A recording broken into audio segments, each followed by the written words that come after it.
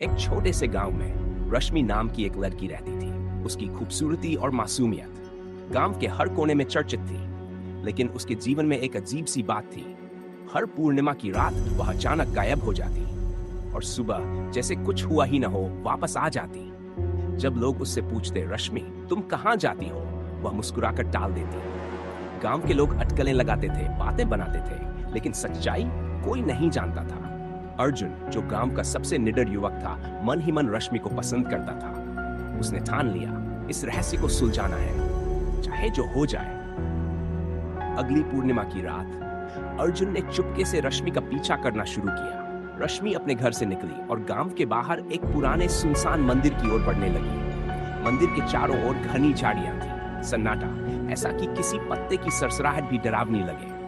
अर्जुन का दिल जोरों से धड़क रहा था, थक थक, लेकिन उसने अपने डर को काबू में रखते हुए रश्मि का पीछा जारी रखा। रश्मि मंदिर के अंदर गई। ये क्या है?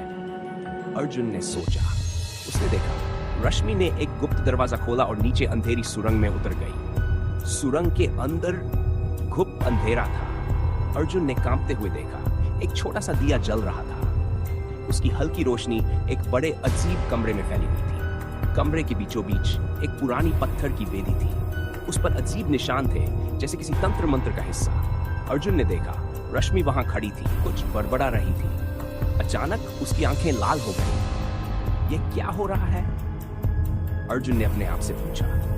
रश्मि का चेहरा बदल गया। उसने एक भयानक राक्षसी रूप धारण कर लिया। अर्जुन का दिल मानो रुक गया। अर्जुन ने वहां से भागने की कोशिश की, लेकिन रश्मि ने उसे देख लिया।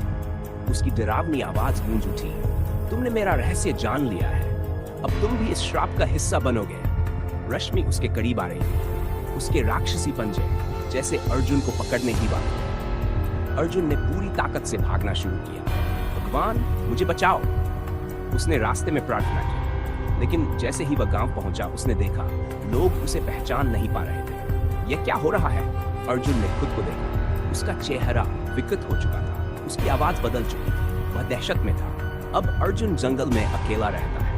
गांव के लोग कहते हैं जो भी रश्मि के रहस्य को जानने की कोशिश करता है, वह खुद श्राप का हिस्सा बन जाता है। और रश्मि, वह हर पूर्णिमा की रात अपनी वेदी पर लौटती है, अपने अगले शिकार का इंतजार करती हुई।